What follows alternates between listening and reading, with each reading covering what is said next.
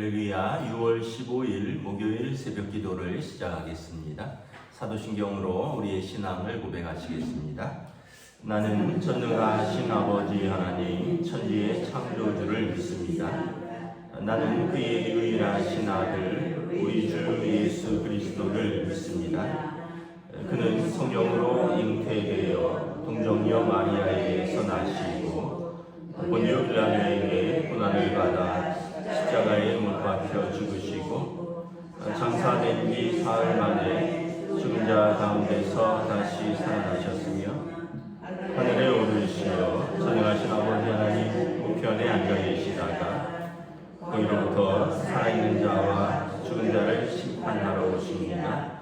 나는 성령을 믿으며 거룩한 공교회와 성도의 교제와 죄를 용서받는 것과 몸의 부활과 영생을 믿습니다. 아멘. 찬송가 279장 찬양하시겠습니다. 찬송가 279장입니다.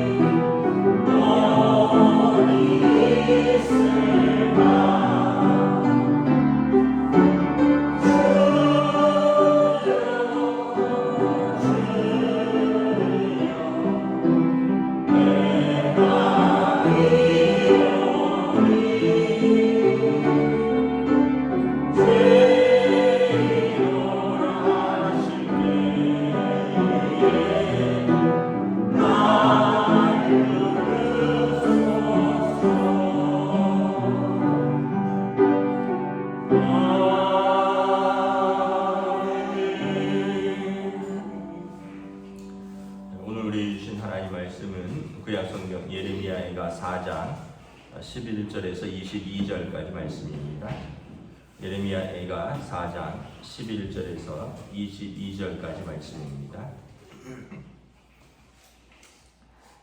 다 찾으신 줄 알고 저 여러분들이 한 절씩 교도하도록 하겠습니다. 여호와께서 그의 분을 내시며 그의 맹렬한 진노를 쏟으시며 시온의 불을 지르사 그 터를 사르셨도다. 대적과 원수가 예루살렘 성문으로 들어갈 줄은 세상의 모든 왕들과 천하 모든 백성이 믿지 못하였었도다. 그의 선지자들의 죄들과 제사장들의 죄악들 때문이니 그들의 성읍 안에서 의인들의 피를 흘렸도다. 그들이 거리거리에서 맹인같이 방황하며 그들의 옷들이 피에 더러워졌으므로 아무도 만질 수 없도다. 사람들이 그들에게 외쳐 이르기를 저리 가라 부정하다 저리 가라 저리 가라 만지지 말라 하였으며 그들이 도망하여 방황할 때 이방인들이 말하기를 그들이 다시는 여기서 살지 못하리라 하였도다. 여호와께서 보하여 그들을 흩으시고 다시는 돌보지 아니하시니 그들이 제사장들을 높이지 아니하였으며 장로들을 대적하지 아니하였으리로다.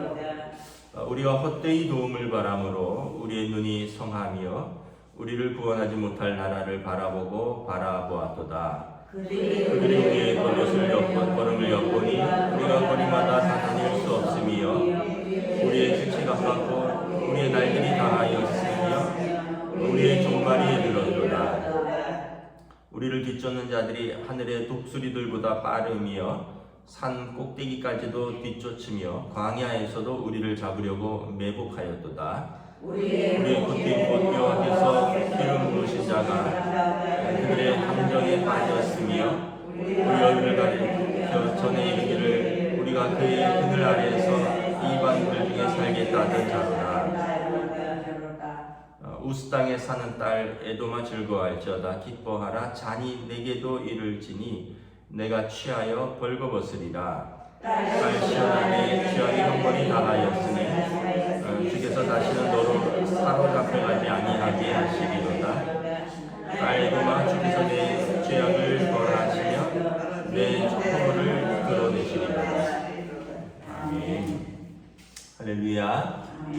오늘도 새날이 시작되었습니다. 하나님께서 은혜와 평강으로 함께하여 주시기를 축복합니다.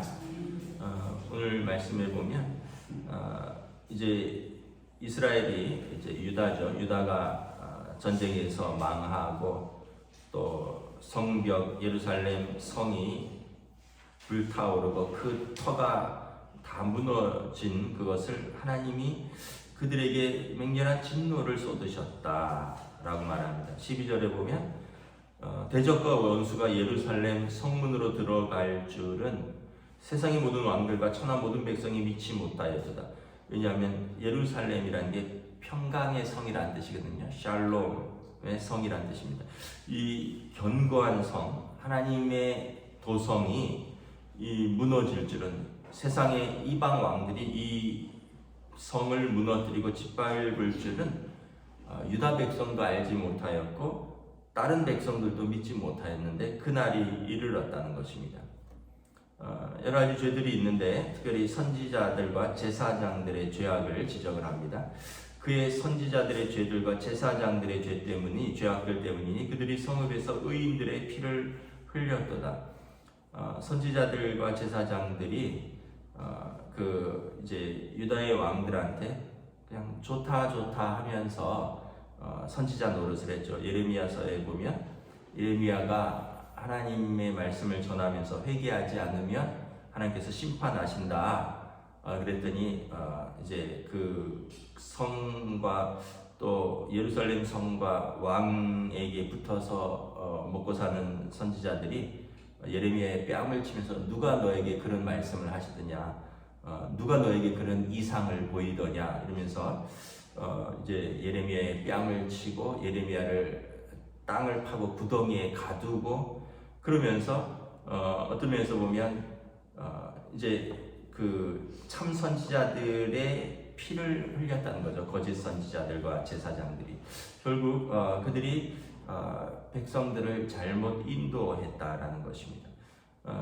결국은 14절에 보면 나라가 망하고 성벽이 무너지고 성전이 불타니 그 거짓 선지자들이 거리거리에서 맹인같이 방황하며, 이제 영적인 눈을 멀은 맹인 같다라는 거죠. 그리고 그들의 옷들이 피에 더러워졌으므로, 제사장의 그 복장들이 있죠. 뭐 하얀 세마포 옷이 있고, 뭐 파란 겉옷이 있고, 뭐 대제사장은 뭐 그 위에 에봇을 걸치고 관을 쓰고 이런 거룩하고 성결한 옷들이 있는데, 이것이 뭐 전쟁 중에 더러워지고 피에 묻었으니 아무도 만질 수 없고, 15절에 보면 사람들이 그들을 문둥병자 취급한다는 거죠. 문둥병자들은 이제 요즘은 그런 표현을 쓰면 안 되지만, 이제 전염병을 일으키는 사람으로서 공동체에서 격리하는 율법이 있죠. 정결법에. 왜냐하면 그들을 격리하지 않으면 공동체 전체가 부정하게 되니까. 그래서 문둥병자들은 이제 성경에서 이제 그런 전염병을 일으키는 사람들은 스스로 사람들 앞에 나설 때 나는 부정한 자입니다, 나는 부정한 자입니다 소리쳐서 사람들이 가까이 오지 못하게 하고, 또 사람들이 저리 가라 저리 가라 우리를 만지지 말라 이러면서 그들을 부정하게 취급했죠. 그러니까 선지자와 제사장들이, 그 거짓 선지자와 거짓 제사장들이 이 나라가 망하고 결국은 이제 모두에게서 이렇게 부정한 자 취급을 당하고, 그리고 맹인같이 눈이 멀고, 또 그것이 더러워져 아무도 그들을 이제 주목하지 않게 되었다라는 거죠. 16절에 보면 여호와께서 노하여 그들을 흩으시고 다시는 돌보지 아니하십니다. 그 거짓 선지자들과 제사장들은 하나님께서 흩으셨고요, 또 백성들도 흩으셨습니다. 백성들의 죄도 있었죠. 제사장들을 높이지 아니하고 장로들을 대접하지 아니하였습니다. 백성들도 이제 또 예레미야의 말을 듣기 싫어했죠. 왜냐하면 그들의 죄악을 지적하고 회개하라고 하는 것은 듣기 싫고, 그들도 거짓 선지자들의 좋다 평안하다 하는 것만을 이제 좋아했고, 결국 그들도 흩어지게 되었다는 거죠. 결국 보면 우리가 이제 책임을 많이 맡은 사람이 많은 심판이 있다라는 것을 다시 한번 깨닫습니다. 여러분, 뭐 가정에서는 일단은 자녀보다 부모의 책임이 크고요, 또 교회에서는 또 목회자와 당회의 책임이 또 일반 성도들보다 더 크고, 나라에서는 또 대통령과 정치 지도자들의 책임이 일반 백성들보다 더 크고, 결국 책임을 많이 맡은 자들이 심판도 크다라는 것을 말하는 것입니다. 근데 결과적으로는 이 모든 것들이 다 모두에게 어려움을 당하게 되고 흩어버리셨다라는 것입니다. 결국 이제 하나님께서 찾는 사람은 어떤 사람이냐? 여러분, 모세를 보면 하나님께서 왜 모세를 위대하게 쓰셨을까 보면, 성경을 자세히 읽어보면 모세가 위대한 사람이어서가 아니라 모세가 겸손하고 온유한 사람이었습니다. 성경에 보면 모세는 그 지면에 온유함이 모든 사람들보다 가장 승하였더라. 우리가 모세가 바로와 맞서서 싸우고, 뭐 또 모세가 홍해를 백성을 이끌고 건너고 많은 일들이 있었는데, 이제 성경에서 쭉 보면 모세도 낙심할 일도 많고, 일단 뭐 아론과 미리암이 모세를 비난하죠. 뭐 구스 여자랑 결혼했다든지, 또 하나님이 너와만 말씀하셨느냐, 우리에게는 이상을 보여주지 아니하셨느냐, 그러면서 모세와 아론과 미리암과 뭐 고라 자손 250명이 또 모세를 대적하고, 그 모세도 낙심해서 하나님, 그냥 내가 죽기를 원합니다. 그런데 성경에 쭉 보면 하나님께서 모세의 그 모든 과정 속에서 그의 온유함을 보십니다. 그의 겸손함을 보십니다. 그리고 하나님께서 모세를, 물론 이제 모세도 결국 지도자의 책임이 있죠. 가나안 땅에 들어가지는 못했습니다. 모세도. 그럼에도 불구하고 성경에서 평가하기를 모세는 그 지면에서 온유함이 가장 승하였다. 그 공동체를 이끌고 그 불평과 불만과 또 공격하는 사람들을 이끌고 하나님 앞에서 끊임없이 기도하면서 울면서 이끌고 가는 책임을 모세가 다 짊어지죠. 그래서 성경은 평가하기를 모세는 그 지면에서 온유함이 가장 승하였더라. 그래서 모세의 온유함을 하나님께서 그를 높이 평가하시는 거죠. 여러분 우리 모두가 이렇게 위대한 사람이 되는 것을 꿈꾸면은 그거는 이제 제가 볼 때는 좀 철없을 때입니다. 젊었을 때, 어렸을 때는 뭐 대통령도 되고 싶고, 뭐 위대한 사람이 되고 싶고.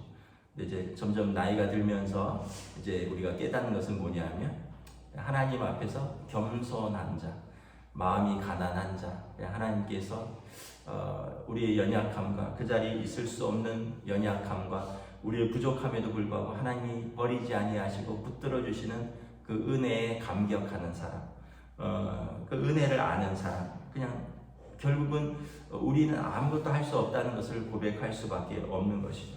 예레미야가 쭉 보면 이제 맨날 마지막에 그러한 고백을 합니다. 우리가 회개하면 하나님께서 우리를 다시 버리지 아니하신다. 22절에 21절에 보면 우스 땅에 사는 딸 에돔아 즐거워할지어다 기뻐할지어다 잔이 내게도 이를지어다. 유다가 멸망할 때 막 즐거웠던 나라들이 있어요. 에돔이죠. 에돔은 사실은 형제의 나라였어요. 그런데도 불구하고 그들은 이제 이스라엘이 약속의 땅에 들어갈 때 길을 비켜주지 아니하였고 회방하였고, 그리고 유다가 망할 때 그들도 즐거워했어요. 근데 참 바보 같은 거죠. 왜냐하면 바벨론이 유다는 망하고 에돔은 놔둘까요? 때가 되면 에돔 내게도 그 진노의 잔이 이를 것이다. 내게도 취하여 벌거벗을지라. 너희는 유다가 망해서 즐거우냐? 그래 즐거워하고 기뻐해라. 곧 너희에게도 진노의 잔이 이를 것이며 너희도 벌거벗고 거리를 헤맬 때가 올 것이다. 딸 그 다음에 시온아 너의 죄악의 형벌이 다하며, 이게 이제 소망이죠. 주께서 다시는 너로 사로잡혀가지 아니하게 하시리로다. 하나님의 자녀에게는 형벌의 기간이 있다라는 거예요. 심판의 기간이 있다라는 거예요. 그 기간이 이제 다 하면 하나님께서 그를 다시 회복시키라는 것이죠. 그러나 에돔은 너희는 언약도 없고 너희는 언약 백성을 비웃었고 저주했으니 너희에게는 하나님께서 죄악을 벌하시며 내 허물을 드러내시리로다. 그래서 결국은 이런 심판과 하나님의 진노 속에서도 우리가 소망을 가질 수 있는 이유는 뭐냐면 하나님의 백성이 회개하고 또 하나님의 백성이 하나님 앞에서 다시 엎드리면 이 진노의 때가 끝나고 형벌의 기간이 끝나면 회복의 시간이 있다는 거예요. 그러나 이방들은 그 이스라엘을 비웃고 이스라엘이 망하는 것을 기뻐하고 그들을 저주하고 그리고 그들을 짓밟은 결국 그들은 하나님의 진노 가운데 다시 그들은 회복할 길이 없을 것이다라는 거죠. 그러므로 이제 예레미야가 백성들에게 선포하는 거예요. 지금 우리가 하나님 앞에서 울자라는 거예요. 우리가 지금 하나님 앞에서 회개하자는 거예요. 그러면 하나님께서 이 형벌의 기간이 끝나면 다시 회복시키실 것이다 라는 것입니다. 실제로 이제 바벨론 포로기에 이제 그 나중에 포로기에 이제에서 다시 돌아왔죠. 돌아와서 그 백성이 성전을 재건합니다. 성전을 재건하고 성벽을 보수하고 뭐 느헤미야라든가 이런 총독들이 와서 성벽을 재건하죠. 예루살렘. 그리고 이제 스가랴, 학계, 뭐 스룹바벨은 와서 제2성전을 재건하고 스가랴와 학계는 이제 말씀을 다시 재건합니다. 그런데 그때 보면 이제 제사장도 없고 레위 사람도 없어요. 왜냐하면 전쟁이 나서 다 흩어졌으니까. 뭐 성전도 없고 성전을 섬길 사람도 없고 예배할 사람도 없고 다 흩어졌어요.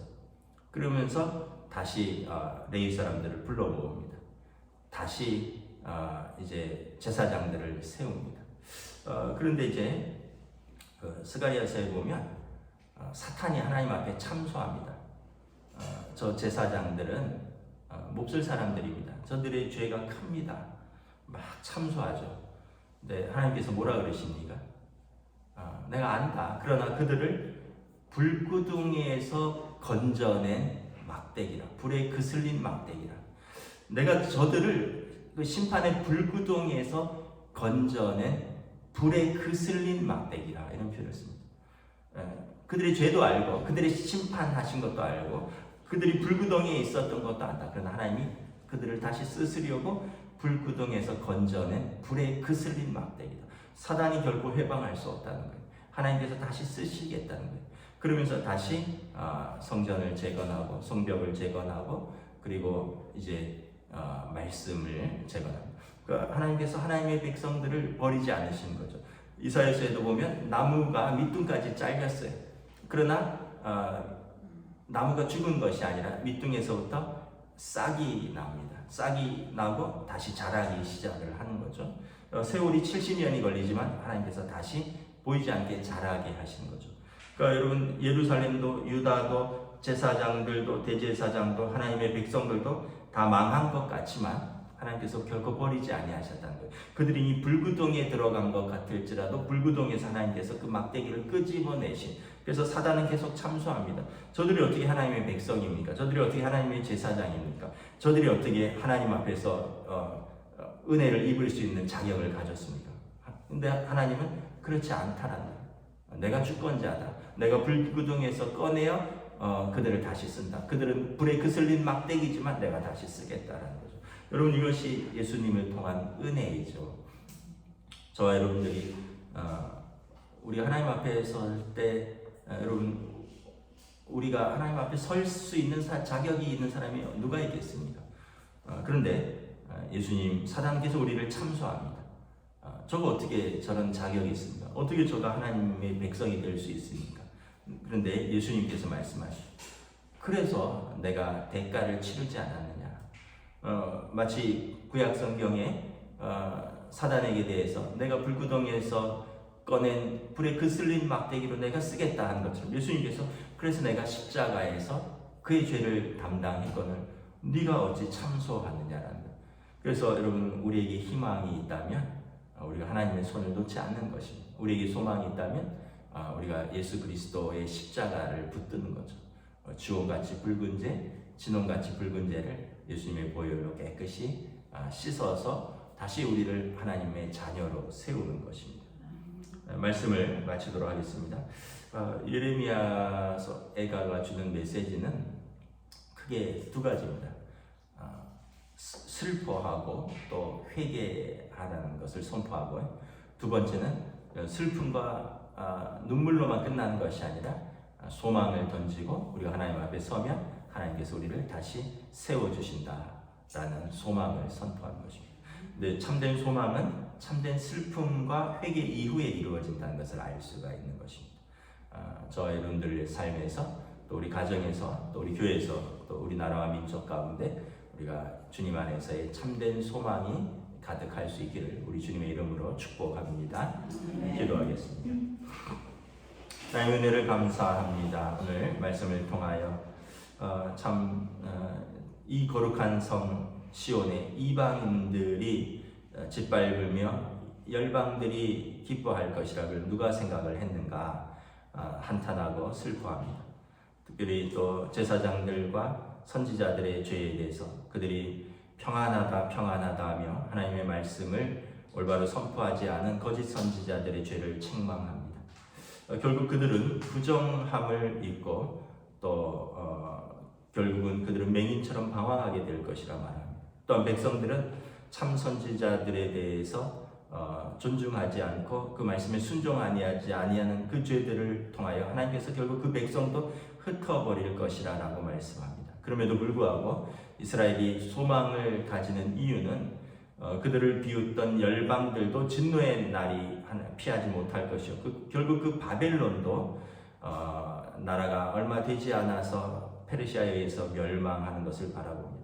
또 페르시아는 또 나라가 또 그리스에 의해서 멸망하고 그 제국들은 멸망과 또 생성을 반복하지만 그러나 하나님의 백성은 영원토록 하나님께서 그 기간이 끝나면 다시 은혜로 하나님 앞에서 붙들어 주실 것이라 말씀을 합니다.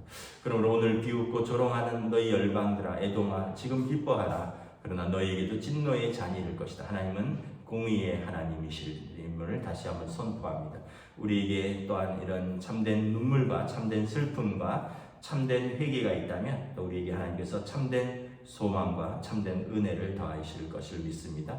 우리의 각자의 삶에서 또 각자의 가정에서 또 우리 교회에서 한국 교회에서 이 나라와 이 민족 가운데 우리가 주님 주시는 마음을 품고 또 우리가 눈물로 기도하고 또 회개하고 다시 또 온전히 믿음으로 설 수 있는 저희들로 인도하여 주시옵소서. 감사를 드리오며 우리 주 예수 그리스도 이름으로 기도드리옵나이다. 아멘. 하늘에 계신 우리 아버지 이름을 거룩하게 하시고 아버지의 나라가 오게 하시며 아버지의 뜻이 하늘에서와 같이 땅에서도 이루어지게 하소서. 오늘 우리 일용할 양식을 주시고 우리가 우리에게 잘못한 사람을 용서하여 준 것 같이 우리 죄를 용서하여 주시고 우리를 시험에 빠지지 않게 하시고 악에서 구하소서. 나라와 권능과 영광이 영원히 아버지의 것입니다. 아멘.